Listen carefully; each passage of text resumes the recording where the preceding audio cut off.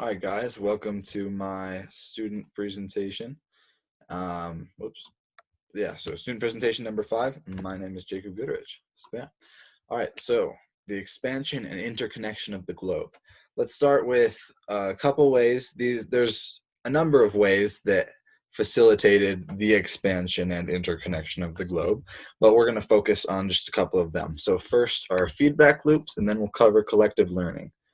So feedback loops. Feedback loops are a self-sustaining system.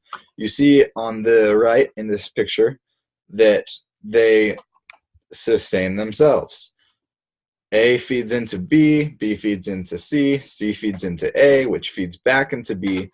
And if we take a look at negative feedback loops versus positive feedback loops, negative feedback loops tend to stay more stable, kind of at the same level. Well, positive feedback loops are constantly growing because it'll lead to something will lead to one thing, which leads to another more of something, which leads to more of something, which then starts over again, but we have more this time, then more, and then more. The comparison was given. I found a comparison of take a microphone and an amplifier. Sound goes through the microphone into the amplifier, is amplified, and then back through the microphone, but it's louder this time. It goes back through the amplifier and then back through the microphone, louder again, and so on. So that's a look at some stuff about that. Collective learning. So how collective learning works: collective learning increases when more people are connected. Collective learning increases when there's greater diversity within a network, and uneven distributions of information produce uneven distributions of power and wealth. So I'm pretty sure we all know, have a good idea of what collective learning is, but it's when everyone's ideas and everything is combined. So people are learning collectively instead of individuals, so that we can start with someone else's work and build on it instead of being limited to what we ourselves can learn in our own lives, in our own lifetime, in our own experience. So that's something about collective learning. Let's go into the 8th threshold of greater complexity, the modern revolution.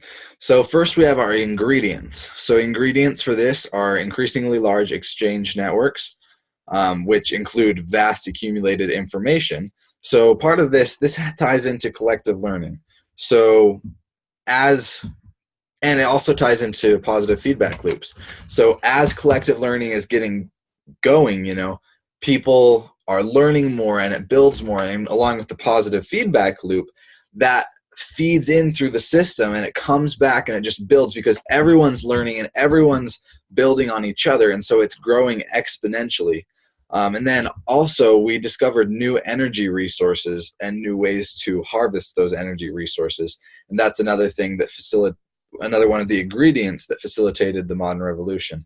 So ingredients combined with Goldilocks conditions, and these conditions were globalization, and we have that globalization, it promoted the commercialization and acceleration of innovation. It motivated people to innovate and to think and to build and to do great things. And so because of that, we have a globally connected society. We can literally talk to almost anyone in the world almost immediately. So that's pretty incredible. Everyone is connected, and that's a big result of collective learning, and it hugely facilitates collective learning. So this helps enable a control and over consumption of our resources, so we can kind of watch that and control it and know where that's going. And it also leads to rapid population growth, because modern revolution, nowadays we don't have, or the modern age, I guess you would say, we don't have many wars as there used to be, armies of men clashing against each other.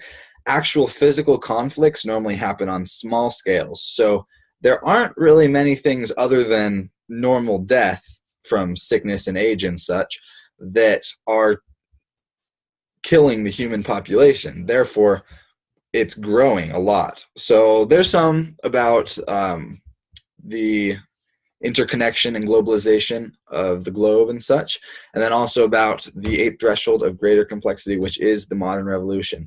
And that is my presentation. So thanks for watching. Here are my sources, and I hope you all have a great day.